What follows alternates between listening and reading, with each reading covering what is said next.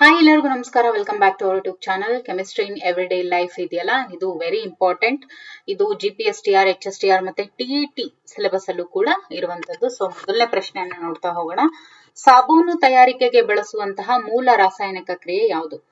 ಸಾಬೂನು ತಯಾರಿಕೆಗೆ ಬಳಸುವಂತಹ ಮೂಲ ರಾಸಾಯನಿಕ ಕ್ರಿಯೆ ಬಂದು ದಟ್ ಇಸ್ ಯಾವುದು? ಸಾಬೂನೀಕರಣ. ಅಂದ್ರೇನು? ಸ್ಯಾಪೋನಿಫಿಕೇಶನ್. ಓಕೆ. ಇನ್ನು ಸಾಬೂನುಗಳು ಯಾವ ರಾಸಾಯನಿಕ ಸಂಯುಕ್ತಗಳಾಗಿದ್ದಾವೆ?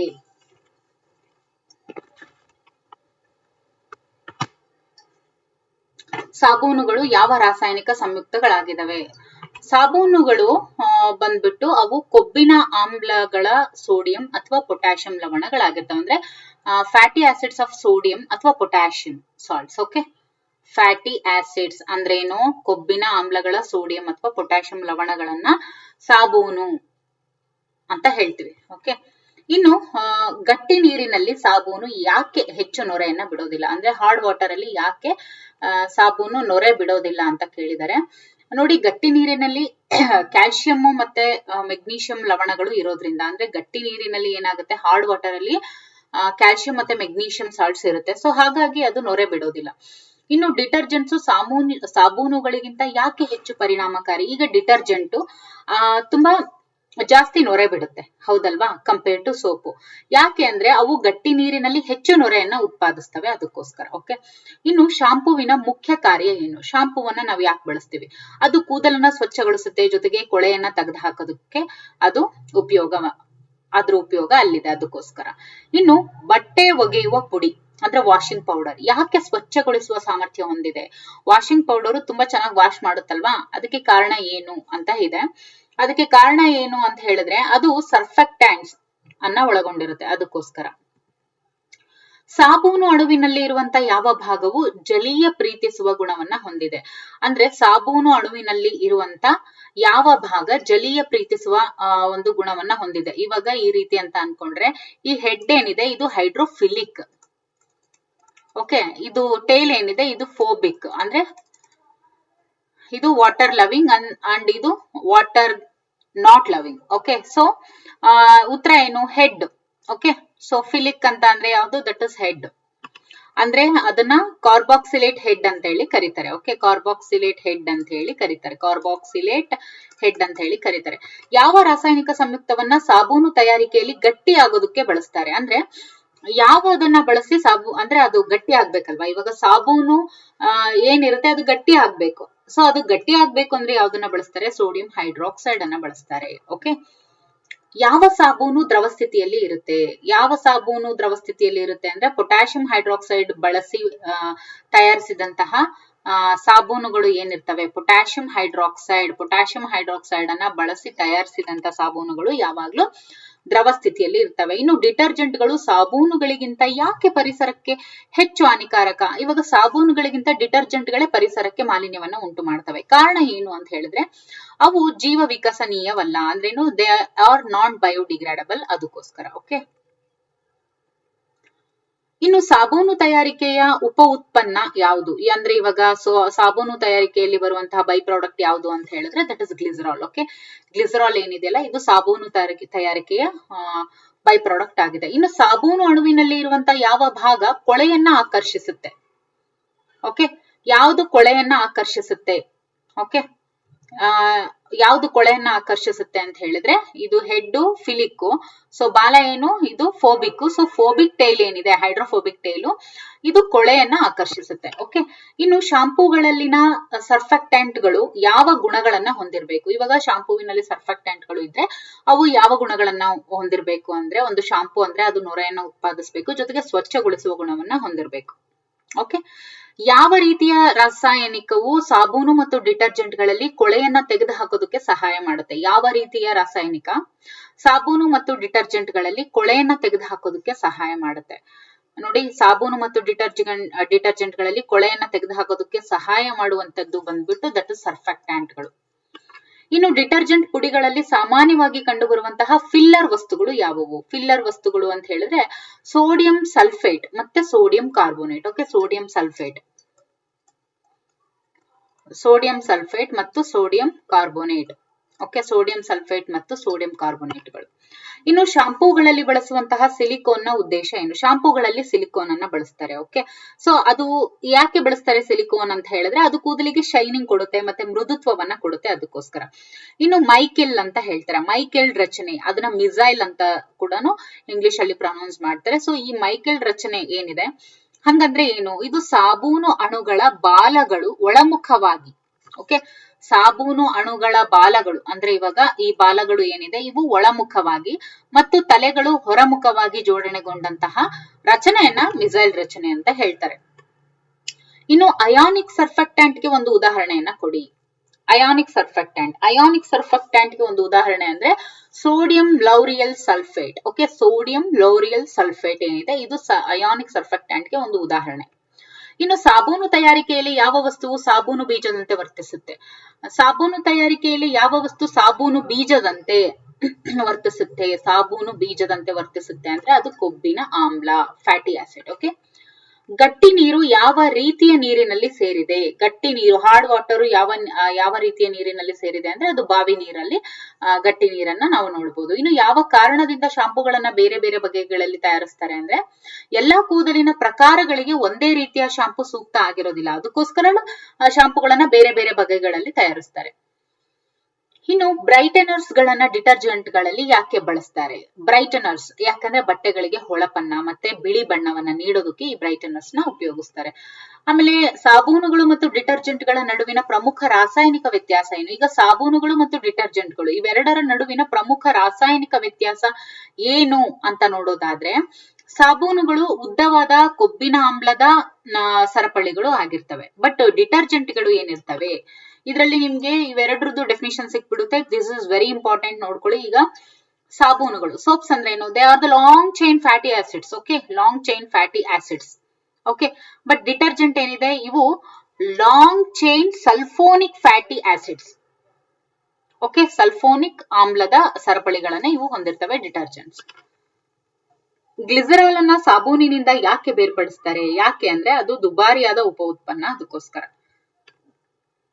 ಯಾವ ಬಗೆಯ ತೈಲಗಳನ್ನ ಸಾಬೂನು ತಯಾರಿಕೆಯಲ್ಲಿ ಬಳಸ್ತಾರೆ? ಅಂದ್ರೆ ಸಸ್ಯಜನ್ಯ ತೈಲಗಳನ್ನ ಬಳಸ್ತಾರೆ, ಮತ್ತೆ ಪ್ರಾಣಿಜನ್ಯ ಕೊಬ್ಬುಗಳನ್ನ ಕೂಡ ಬಳಸ್ತಾರೆ. ಡಿಟರ್ಜೆಂಟ್ ಗಳಲ್ಲಿ ಬಳಸುವ ಫಾಸ್ಫೇಟ್ಗಳು ಯಾಕೆ ಪರಿಸರಕ್ಕೆ ಹಾನಿಕರ? ಯಾಕೆ ಅಂತ ಹೇಳಿದ್ರೆ ಅವು ಜಲಮೂಲಗಳಲ್ಲಿ ಪಾಚಿಯ ಬೆಳವಣಿಗೆಯನ್ನ ಹೆಚ್ಚಿಸೋದ್ರಿಂದ, means that leads to eutrophication. So ಅದಕ್ಕೋಸ್ಕರ ಫಾಸ್ಫೇಟ್ಗಳು, ಡಿಟರ್ಜೆಂಟ್ ನಲ್ಲಿ ಬಳಸುವಂತಹ ಈ ಫಾಸ್ಫೇಟ್ಗಳು ಏನಿರ್ತವೆ ಅವು ಪರಿಸರಕ್ಕೆ ಹಾನಿಕರ. ಇನ್ನು ಶಾಂಪೂವಿನಲ್ಲಿ ಕಂಡೀಷನಿಂಗ್ ಏಜೆಂಟ್ ಗಳ ಕಾರ್ಯ ಏನು? ಕಂಡೀಷನಿಂಗ್ ಏನ್ ಕೆಲಸ ಮಾಡುತ್ತೆ ಅಂದ್ರೆ ಕೂದಲನ್ನ ಮೃದುಗೊಳಿಸುತ್ತೆ, ಜೊತೆಗೆ ಜಟಿಲವಾಗುವುದನ್ನು ಕೂಡ ತಡೆಗಟ್ಟುತ್ತೆ. ಓಕೆ, ಆಮೇಲೆ ಸಾಬೂನು ಕಲೆಗಳು ಯಾಕೆ ರೂಪುಗೊಳ್ತವೆ? ಅಂತ ಹೇಳಿದ್ರೆ ಅವು ಗಟ್ಟಿ ನೀರಿನಲ್ಲಿ ಕ್ಯಾಲ್ಸಿಯಂ ಮತ್ತೆ ಮೆಗ್ನೀಷಿಯಂ ಲವಣಗಳೊಂದಿಗೆ ಪ್ರತಿಕ್ರಿಯಿಸಿದಾಗ ಈ ರೀತಿ ಉಂಟಾಗುತ್ತೆ. ಅಂದ್ರೆ ಸಾಬೂನು ಸ್ಕಮ್ ಯಾವಾಗ ಉಂಟಾಗುತ್ತೆ ಅಂದ್ರೆ ಹಾರ್ಡ್ ವಾಟರ್ ಜೊತೆ ಅದೇನಾದ್ರೂ ರಿಯಾಕ್ಟ್ ಮಾಡಿದಾಗ ಕ್ಯಾಲ್ಸಿಯಂ ಮತ್ತೆ ಮೆಗ್ನೀಷಿಯಂ ಸಾಲ್ಟ್ಸ್ ಜೊತೆಗೆ ಅದು ರಿಯಾಕ್ಟ್ ಮಾಡುತ್ತೆ. ಸೊ ಅದಕ್ಕೋಸ್ಕರ ಸಾಬೂನುಗಳನ್ನ ಯಾವ 2 ವಿಧಗಳಲ್ಲಿ ನಾವು ವರ್ಗೀಕರಿಸಬಹುದು? ಸಾಬೂನುಗಳನ್ನ ನಾವು ಗಟ್ಟಿ ನೀರು ಮತ್ತು ಮೃದು ನೀರಿನ ಸಾಬೂನು ಅಂತ ಹೇಳಿ 2 ಟೈಪ್ಸ್ ನಾವು ವರ್ಗೀಕರಿಸಬಹುದು. ಇನ್ನು ಬಟ್ಟೆ ಒಗೆಯುವ ಪುಡಿಗಳಲ್ಲಿ ಇರುವಂತಹ ಕಿಣ್ವಗಳ ಮುಖ್ಯ ಕಾರ್ಯ ಏನು? ಬಟ್ಟೆ ಒಗೆಯುವಂತಹ ಪುಡಿಗಳು ಮೀನ್ಸ್ ವಾಷಿಂಗ್ ಪೌಡರ್ಸ್ ಅಲ್ಲಿ ಇರುವಂತಹ ಎಂಜೈಮ್ಸ್ ಗಳ ಮುಖ್ಯ ಕಾರ್ಯ ಏನು ಅಂದ್ರೆ ಕಠಿಣ ಕಲೆಗಳನ್ನ ವಿಭಜಿಸೋದು, ಅಂದ್ರೆ ಹಾರ್ಡ್ ಸ್ಟೇನ್ಸ್ ಏನಿರುತ್ತೆ ಅದನ್ನ ತೆಗೆದುಹಾಕೋದು. ಇನ್ನು ಗಟ್ಟಿ ನೀರಿನಲ್ಲಿ ಡಿಟರ್ಜೆಂಟ್ಗಳು ಯಾಕೆ ಕೆಲಸ ಮಾಡ್ತವೆ? ಅಂದ್ರೆ ಗಟ್ಟಿ ನೀರಿನ ಲವಣಗಳೊಂದಿಗೆ ಕರಗದ ಸಂಕೀರ್ಣಗಳನ್ನ ರೂಪಿಸೋದಿಲ್ಲ, ಅದಕ್ಕೋಸ್ಕರ.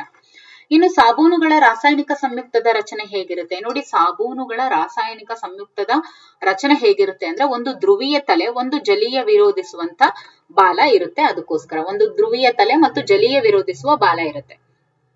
ಶಾಂಪೂಗಳಲ್ಲಿ SLS ಎಂದು ಕರೆಯುವ ರಾಸಾಯನಿಕದ ಪೂರ್ಣ ಹೆಸರೇನು? ಸೋಡಿಯಂ ಲಾರಿಯಲ್ ಸಲ್ಫೇಟ್ ಅಂತ ಹೇಳ್ತೀವಿ. ಓಕೆ, SLS ಅಂತ ಹೇಳಿ ಪ್ರತಿ ಶಾಂಪೂವಿನ ಹಿಂದೆ ಒಂದು ರಾಸಾಯನಿಕವನ್ನ ಬಳಸ್ತಾರೆ, ಅದನ್ನ ಸೋಡಿಯಂ ಲಾರಿಯಲ್ ಸಲ್ಫೇಟ್ ಅಂತ ಹೇಳ್ತಾರೆ.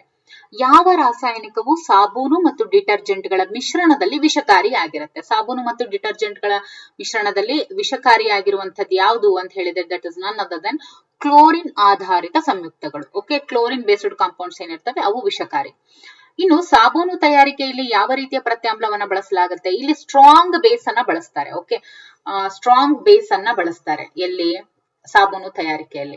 ಶಾಂಪೂಗಳಲ್ಲಿನ ಸುಗಂಧಗಳು ಯಾವ ಕೆಲಸ ಮಾಡ್ತವೆ? ಇವಾಗ ಶಾಂಪೂಗಳಲ್ಲಿ ಸುಗಂಧಗಳನ್ನು ಅಂದ್ರೆ ಸುಗಂಧ ತೈಲವನ್ನ ಹಾಕಿರ್ತಾರೆ ಅಲ್ವಾ, ಸೊ ಅದು ಏನ್ ಕೆಲಸ ಮಾಡುತ್ತೆ ಅಂದ್ರೆ ಅವು ವಾಸನೆ ಕೊಡ್ತವೆ, ಅಂದ್ರೆ ಸ್ಮೆಲ್ ಚೆನ್ನಾಗಿ ಕೊಡುತ್ತೆ, ಮತ್ತೆ ರುಚಿ ಅಂದ್ರೆ ವಾಸನೆ ಮತ್ತು ರುಚಿ ನೀಡೋದಕ್ಕೆ.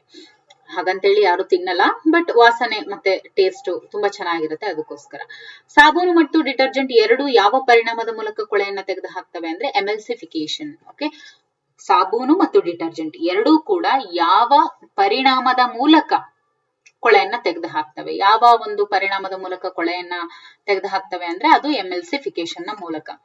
ಮೃದು ಸಾಬೂನು ಎಂದು ಕರೆಯುವ ಸಾಬೂನು ಯಾವುದು? ಮೃದು ಸಾಬೂನು ಅಂತ ಹೇಳಿ ಪೊಟ್ಯಾಷಿಯಂ ಸಾಬೂನನ್ನ ಕರೀತಾರೆ. ಡಿಟರ್ಜೆಂಟ್ ಗಳಲ್ಲಿನ ಸೋಡಿಯಂ ಪರ್ಬೋರೇಟ್ ಇದರಲ್ಲಿ ಇರುವ ಅಂದ್ರೆ ಡಿಟರ್ಜೆಂಟ್ ಗಳಲ್ಲಿ ಸೋಡಿಯಂ ಪರ್ಬೋರೇಟ್ ಅನ್ನ ಯೂಸ್ ಮಾಡ್ತಾರೆ. ಸೊ ಅದ್ರ ಮುಖ್ಯ ಕಾರ್ಯ ಏನು, ಅದ್ರ ಫಂಕ್ಷನ್ ಏನು ಅಂದ್ರೆ ಬಿಳಿ ಬಟ್ಟೆಗಳನ್ನ ಬಿಳಿ ಹಾಕ್ಸೋದು ಅದರದ್ದು ಕಾರ್ಯ. ಓಕೆ, ಈ ಸೋಡಿಯಂ ಪರ್ಬೋರೇಟ್ ನ ಕೆಲಸ ಏನು ಅಂತ ಅಂದ್ರೆ ಇವಾಗ ಬಿಳಿ ಬಟ್ಟೆಗಳು ಇನ್ನೂ ಚೆನ್ನಾಗಿ ಬಿಳಿಯಾಗಿ ಇರುವುದು, ಆ ರೀತಿ ಮಾಡುತ್ತೆ. ಸಾಬೂನು ತಯಾರಿಕೆಯ ಯಾವ ಹಂತದಲ್ಲಿ ಉಪ್ಪನ್ನ ಸೇರಿಸಲಾಗುತ್ತೆ? ಈಗ ಸಾಬೂನನ್ನ ಪ್ರಿಪರೇಷನ್ ಮಾಡ್ತಾ ಇರ್ತಾರೆ ಅಲ್ವಾ, ಸೊ ಅವಾಗ ಯಾವ ಹಂತದಲ್ಲಿ, ಯಾವ ಸ್ಟೇಜ್ ಅಲ್ಲಿ ಉಪ್ಪನ್ನ ಸೇರಿಸಲಾಗುತ್ತೆ ಅಂದ್ರೆ ಇನ್ನೇನು ಸಾಬೂನನ್ನ ಗಟ್ಟಿ ಮಾಡ್ಬೇಕು ಅವಾಗ. ಶಾಂಪೂಗಳಲ್ಲಿ ಯಾವ ರೀತಿಯ pH ಇರಬೇಕು ಅಂತ ಹೇಳಿದ್ರೆ ಅಲ್ಲಿ ತಟಸ್ಥ ಅಥವಾ ಸ್ವಲ್ಪ ಆಮ್ಲೀಯ. ಓಕೆ, ತಟಸ್ಥ ಅಥವಾ ಸ್ವಲ್ಪ ಆಮ್ಲೀಯ pH ಹೊಂದಿರಬೇಕು. ಸಾಬೂನು ತಯಾರಿಕೆಯಲ್ಲಿ ಬಳಸುವ ಕೊಬ್ಬುಗಳನ್ನ ಯಾವ ಹೆಸರಿನಿಂದ ಕರೆಯಲಾಗುತ್ತೆ? ಸಾಬೂನು ತಯಾರಿಕೆಯಲ್ಲಿ ಬಳಸುವ ಕೊಬ್ಬುಗಳನ್ನ ಯಾವ ಹೆಸರಿನಿಂದ ಕರೆಯಲಾಗುತ್ತೆ ಅಂದ್ರೆ ಟ್ರೈಗ್ಲಿಸರೈಡ್ಸ್ ಅಂತ ಹೇಳಿ ಕರೀತಾರೆ. ಓಕೆ, ಸಾಬೂನು ತಯಾರಿಕೆಯಲ್ಲಿ ಬಳಸುವಂತಹ ಕೊಬ್ಬುಗಳನ್ನ ಯಾವ ಹೆಸರಿನಿಂದ ಕರೆಯಲಾಗುತ್ತೆ ಅಂದ್ರೆ ಅವನ್ನ ಟ್ರೈಗ್ಲಿಸರೈಡ್ಸ್ ಅಂತ ಹೇಳಿ ಕರೀತಾರೆ.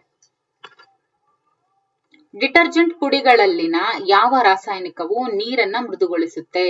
ನೋಡಿ, ಡಿಟರ್ಜೆಂಟ್ ಪುಡಿಗಳಲ್ಲಿನ ಯಾವ ರಾಸಾಯನಿಕವು ನೀರನ್ನ ಮೃದುಗೊಳಿಸುತ್ತೆ? That is STPP, sodium tripolyphosphate. Okay, sodium tripolyphosphate, sodium tripolyphosphate ಈ ಒಂದು ರಾಸಾಯನಿಕ ಏನಿದೆ ಇದು ಡಿಟರ್ಜೆಂಟ್ ನ ಪೌಡರ್ ಅಲ್ಲಿ ಬಳಸ್ತಾರೆ. ಇದು ನೀರನ್ನ ಸಾಫ್ಟ್ ಮಾಡೋದಕ್ಕೆ ಹೆಲ್ಪ್ ಆಗುತ್ತೆ. ಆಮೇಲೆ ಸಾಬೂನುಗಳ ಸ್ವಚ್ಛಗೊಳಿಸುವ ಕ್ರಿಯೆಯು ಹೇಗೆ ನಡೆಯುತ್ತೆ? ಯಾವ ರೀತಿ ಕ್ರಿಯೆ ನಡೆಸುತ್ತೆ ಅಂದ್ರೆ ಕೊಳೆಯನ್ನ ಸುತ್ತುವರ್ಕೊಂಡ್ಬಿಟ್ಟು ನೀರಿನಲ್ಲಿ ತೇಲುವಂತೆ ಮಾಡುತ್ತೆ. ಸೊ ಕೊಳೆಯನ್ನ ಚೆನ್ನಾಗಿ ಸುತ್ತರ್ಕೊಂಡ್ಬಿಟ್ಟು ಅದು ನೀರಿನಲ್ಲಿ ತೇಲುವಂತೆ ಮಾಡುತ್ತೆ. ಇನ್ನು ಶಾಂಪೂಗಳಲ್ಲಿ ಹೆಚ್ಚಾಗಿ ಬಳಸುವಂತಹ ದಪ್ಪಕಾರಕ ಯಾವುದು ಅಂದ್ರೆ ಶಾಂಪೂಗಳಲ್ಲಿ ಬಳಸುವಂತಹ ಥಿಕ್ಕೆನಿಂಗ್ ಏಜೆಂಟ್ ಯಾವುದು ಅಂದ್ರೆ ammonium chloride, NH4Cl. Ammonium chloride ಏನಿದೆ ಇದನ್ನ ಥಿಕ್ಕೆನಿಂಗ್ ಏಜೆಂಟ್ ಆಗಿ ಉಪಯೋಗಿಸ್ತಾರೆ, ಥಿಕ್ಕೆನಿಂಗ್ ಏಜೆಂಟ್ ಆಗಿ ಶಾಂಪೂಗಳಲ್ಲಿ ಬಳಸ್ತಾರೆ. ಯಾವ ರೀತಿಯ ಡಿಟರ್ಜೆಂಟ್ಗಳು ನೀರನ್ನ ಹೆಚ್ಚು ಮೃದುಗೊಳಿಸ್ತವೆ? ನೋಡಿ, ಯಾವ ರೀತಿಯ ಡಿಟರ್ಜೆಂಟ್ಗಳು ನೀರನ್ನ ಹೆಚ್ಚು ಮೃದುಗೊಳಿಸ್ತವೆ ಅಂದ್ರೆ ಅಯಾನಿಕ್ ಡಿಟರ್ಜೆಂಟ್ಸ್ ಏನಿರ್ತಾವಲ್ಲ ಅವೆಲ್ಲವೂ ಕೂಡ ನೀರನ್ನ ತುಂಬಾ ಮೃದುಗೊಳಿಸ್ತವೆ. ಡಿಟರ್ಜೆಂಟ್ ಪದವು ಯಾವ ಪದದಿಂದ ಬಂದಿದೆ ಅಂದ್ರೆ ಅದು ಲ್ಯಾಟಿನ್ ಪದದಿಂದ ಬಂದಿದೆ. ಒಂದು ಪ್ರತ್ಯಾಮ್ಲ ಮತ್ತು ಒಂದು ಕೊಬ್ಬಿನ ನಡುವೆ ಪ್ರತಿಕ್ರಿಯೆಯನ್ನ ಏನಂತ ಕರೀತಾರೆ? ಅದನ್ನ ಸಾಬೂನೀಕರಣ ಅಂತ ಹೇಳಿ ಕರೀತಾರೆ. ಅಂದ್ರೆ ಒಂದು ಬೇಸು ಮತ್ತೆ ಒಂದು ಕೊಬ್ಬಿನ ನಡುವಿನ ಪ್ರತಿಕ್ರಿಯೆ. Okay, fatty acids and basis ಇದ್ರ ನಡುವೆ ನಡೆಯುವಂತಹ ಪ್ರತಿಕ್ರಿಯೆಯನ್ನ ಸಾಬೂನೀಕರಣ ಅಥವಾ ಸ್ಯಾಪೋನಿಫಿಕೇಶನ್ ಅಂತ ಹೇಳಿ ಕರೀತಾರೆ. ದ್ರವ ಸಾಬೂನು ತಯಾರಿಕೆಯಲ್ಲಿ ಅಂದ್ರೆ ಲಿಕ್ವಿಡ್ ಸೋಪ್ ಈ ಒಂದು ತಯಾರಿಕೆಯಲ್ಲಿ ಬಳಸುವಂತಹ ಪ್ರಮುಖ ಪ್ರತ್ಯಾಮ್ಲ ಯಾವುದು? That is potassium hydroxide, KOH. ಸಾಬೂನು ಮತ್ತು ಡಿಟರ್ಜೆಂಟ್ ನಡುವಿನ ಪ್ರಮುಖ ಭೌತಿಕ ವ್ಯತ್ಯಾಸ ಏನು ಅಂತ ಹೇಳಿದ್ರೆ ಡಿಟರ್ಜೆಂಟ್ ಕೃತಕವಾಗಿ ತಯಾರಿಸಲ್ಪಟ್ಟಿರ್ತವೆ ಮತ್ತು ಗಟ್ಟಿ ನೀರಿನಲ್ಲಿ ಅವು ಹೆಚ್ಚು ಪರಿಣಾಮಕಾರಿ ಆಗಿರ್ತವೆ. ಓಕೆ, ಯಾವ ರಾಸಾಯನಿಕವು ಸಾಬೂನು ಮತ್ತು ಡಿಟರ್ಜೆಂಟ್ ಗಳಿಗೆ ಕ್ಲೆನ್ಸಿಂಗ್ ಗುಣವನ್ನ ಕೊಡುತ್ತೆ? ಯಾವ ರಾಸಾಯನಿಕ ಸಾಬೂನು ಮತ್ತು ಡಿಟರ್ಜೆಂಟ್ ಗಳಿಗೆ ಕ್ಲೆನ್ಸಿಂಗ್ ಗುಣ ಕೊಡುತ್ತೆ ಅಂದ್ರೆ ಅದು ಸರ್ಫೆಕ್ಟೆಂಟ್ಗಳು. ಇನ್ನು ಅಡುಗೆ ಎಣ್ಣೆಯನ್ನ ಬಳಸಿ ತಯಾರಿಸಿದಂತಹ ಸಾಬೂನಿನಲ್ಲಿ ಯಾವ ಭಾಗವು ಜಲೀಯ ವಿರೋಧಿಸುವ ಗುಣವನ್ನ ಹೊಂದಿದೆ? ನೋಡಿ, ಅಡುಗೆ ಎಣ್ಣೆಯನ್ನ ಬಳಸಿ ತಯಾರಿಸಿದಂತಹ ಸಾಬೂನು ಅಂದ್ರೇನು? ಅಡುಗೆ ಎಣ್ಣೆ ನಾವು ಏನು ಅಡಿಗೆಗೆ ಉಪಯೋಗಿಸ್ತೀವಿ ಅಂತ ಎಣ್ಣೆಯನ್ನ ಬಳಸಿ ತಯಾರಿಸಿದಂತಹ ಸಾಬೂನು ಅಂತ ಸೋಪ್ ಏನಿರುತ್ತೆ ಅದರಲ್ಲಿ ಯಾವ ಭಾಗ ಜಲೀಯ ವಿರೋಧಿಸುವ ಗುಣವನ್ನ ಹೊಂದಿದೆ ಅಂದ್ರೆ ಅದು ಹೈಡ್ರೋಕಾರ್ಬನ್ ಚೈನ್. ಶಾಂಪೂಗಳಲ್ಲಿನ ಕಂಡೀಷನಿಂಗ್ ಏಜೆಂಟ್ಗಳು ಕೂದಲಿನಲ್ಲಿ ಯಾವ ಆವೇಶವನ್ನ ಹೊಂದಿರ್ತವೆ? ನೋಡಿ, ಈ ಶಾಂಪೂಗಳಲ್ಲಿ ಏನು ಕಂಡೀಷನಿಂಗ್ ಏಜೆಂಟ್ಗಳು ಏನಿರ್ತವೆ ಅವು ಕೂದಲಿನಲ್ಲಿ ಯಾವ ಆವೇಶವನ್ನ ಹೊಂದಿರ್ತವೆ ಅಂದ್ರೆ ಅವು ಧನಾತ್ಮಕ ಆವೇಶವನ್ನ ಹೊಂದಿರ್ತವೆ. ಸಾಬೂನಿನಲ್ಲಿ ನೊರೆ ಏಕೆ ಬಿಡುಗಡೆ ಆಗುತ್ತೆ? ಸಾಬೂನಿನಲ್ಲಿ ನೊರೆ ಯಾಕೆ ಬರುತ್ತೆ ಅಂದ್ರೆ ಸಾಬೂನು ಅಣುಗಳ ಮೇಲ್ಮೈಯಲ್ಲಿ ವಾಯುಬಂದಿ ಆಗಿರೋದ್ರಿಂದ. ಓಕೆ, ಅಣುಗಳಲ್ಲಿ ಅಂದ್ರೆ ಅಣುಗಳ ಮೇಲ್ಮೈಯಲ್ಲಿ, ಸಾಬೂನು ಅಣುಗಳ ಮೇಲ್ಮೈಯಲ್ಲಿ ವಾಯುಬಂಧು ಆಗಿರೋದ್ರಿಂದ ನೊರೆ ಹುಟ್ಕೊಳ್ಳುತ್ತೆ. ಯಾವ ಕಾರಣದಿಂದ ಶಾಂಪೂ ಮತ್ತು ಡಿಟರ್ಜೆಂಟ್ ಪುಡಿಗಳು ಹೆಚ್ಚು ರಾಸಾಯನಿಕಗಳನ್ನ ಒಳಗೊಂಡಿರ್ತವೆ ಅಂದ್ರೆ ಬೇಸಿಕಲಿ ಶಾಂಪೂ ಮತ್ತೆ ಡಿಟರ್ಜೆಂಟ್ ಪೌಡರ್ಗೆಲ್ಲ ತುಂಬಾ ಜಾಸ್ತಿ ರಾಸಾಯನಿಕಗಳನ್ನ ಯೂಸ್ ಮಾಡಿರ್ತಾರಲ್ವಾ. ಅದಕ್ಕೆ ಕಾರಣ ಏನು ಅಂದ್ರೆ ಹೆಚ್ಚು ಶುದ್ಧೀಕರಣ ಸಾಮರ್ಥ್ಯ ಇರ್ಬೇಕು, ಆಮೇಲೆ ವಿವಿಧ ಕಲೆಗಳನ್ನ ತೆಗೆದು ಹಾಕ್ಬೇಕು ಅನ್ನೋ ಒಂದು ನಿಟ್ಟಿನಲ್ಲಿ ಅತಿ ಹೆಚ್ಚು ರಾಸಾಯನಿಕಗಳನ್ನ ಬಳಸ್ತಾರೆ. ಸಾಬೂನು ತಯಾರಿಕೆಯಲ್ಲಿ ಕೊಬ್ಬುಗಳು ಯಾವ ರೀತಿಯ ಪ್ರತಿಕ್ರಿಯೆಗೆ ಒಳಗಾಗ್ತವೆ? ನೋಡಿ, ಸಾಬೂನು ತಯಾರಿಕೆಯಲ್ಲಿ, ಸೋಪನ ತಯಾರಿಕೆಯಲ್ಲಿ ಕೊಬ್ಬುಗಳು ಯಾವ ರೀತಿಯ ಪ್ರತಿಕ್ರಿಯೆಗೆ ಒಳಗಾಗ್ತವೆ ಅಂತ ಹೇಳಿದ್ರೆ ಕ್ಷಾರದೊಂದಿಗೆ ಪ್ರತಿಕ್ರಿಯೆ, ಅಂದ್ರೆ ಬೇಸ್ ಜೊತೆ ಅವು ಏನ್ ಮಾಡ್ತವೆ ಅಂದ್ರೆ ಕೊಬ್ಬುಗಳು, ಫ್ಯಾಟಿ ಆಸಿಡ್ಸ್ ಏನಿರ್ತವೆ ಅವು ಬೇಸಸ್ ಜೊತೆಗೆ ಅಂದ್ರೆ ಪ್ರತ್ಯಾಮ್ಲದೊಂದಿಗೆ ಪ್ರತಿಕ್ರಿಯಿಸ್ತವೆ.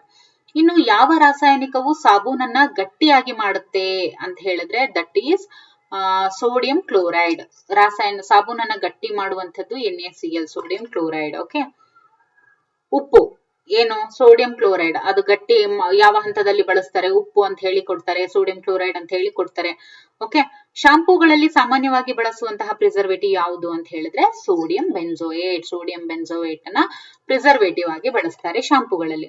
ಡಿಟರ್ಜೆಂಟ್ ಪುಡಿಗಳಲ್ಲಿ ಯಾವ ರೀತಿಯ ಕಿಣ್ವಗಳನ್ನ ಬಳಸಲಾಗುತ್ತೆ? ನೋಡಿ, ಡಿಟರ್ಜೆಂಟ್ ಪೌಡರ್ ಅಲ್ಲಿ ಯಾವ ರೀತಿ ಎನ್ಸೈಮ್ಸ್ ಅನ್ನ ಬಳಸ್ತಾರೆ ಅಂದ್ರೆ ಲೈಪೇಸ್, ಕೊಬ್ಬನ್ನ ಕರಗಿಸೋಕೆ, ಮತ್ತೆ ಪ್ರೋಟಿಯೇಸ್, ಪ್ರೋಟೀನ್ ಅನ್ನ ಕರಗಿಸೋಕೆ, ಅಮೈಲೇಸ್, ಪಿಷ್ಟವನ್ನ ಕರಗಿಸೋಕೆ, ಸೆಲ್ಯುಲೋಸ್ ಅನ್ನ ಕರಗಿಸೋಕೆ. ಸೊ ಇವೆಲ್ಲವೂ ಕೂಡ ಬಳಸ್ತಾರೆ. ಆಮೇಲೆ ಸಾಬೂನುಗಳಲ್ಲಿ ಕೊಬ್ಬಿನ ಆಮ್ಲಗಳು ಯಾವ ರೀತಿಯ ಅಣುಗಳನ್ನ ಹೊಂದಿರ್ತವೆ?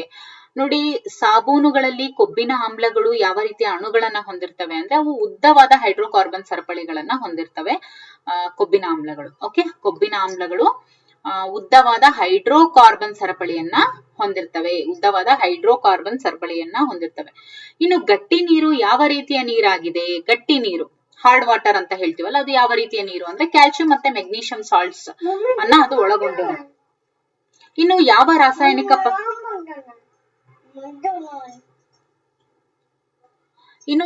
ರಾಸಾಯನಿಕ ಪದಾರ್ಥವು ಬಟ್ಟೆಗಳಿಗೆ ಅಯಾನಿಕ್ ಆವೇಶವನ್ನ ನೀಡುತ್ತೆ ಅಂತ ಹೇಳಿದ್ರೆ ಡಿಟರ್ಜೆಂಟು, ಸಾಬೂನು, ಶಾಂಪೂ ಇವೆಲ್ಲವೂ ಕೂಡ ಅಯಾನಿಕ್ ಆವೇಶವನ್ನ ನೀಡ್ತವೆ. ಇನ್ನು ಯಾವ ರೀತಿಯ ಶಾಂಪೂಗಳು ನೈಸರ್ಗಿಕವಾಗಿರ್ತವೆ ಅಂತ ಹೇಳಿದ್ರೆ ಗಿಡಮೂಲಿಕೆಗಳ ಶಾಂಪೂ ಏನಿರ್ತಾವಲ್ವಾ, ಅಂದ್ರೆ ಇವಾಗ ನೆಲ್ಲಿಕಾಯಿ ಆಮ್ಲದ್ದು, ದಾಸವಾಳ, ಈ ರೀತಿ ಗಿಡಮೂಲಿಕೆಗಳನ್ನ ಉಪಯೋಗಿಸಿ ಮಾಡುವಂತಹ ಶಾಂಪೂಗಳು ನೈಸರ್ಗಿಕವಾದಂತಹ ಶಾಂಪೂಗಳಾಗಿರ್ತವೆ.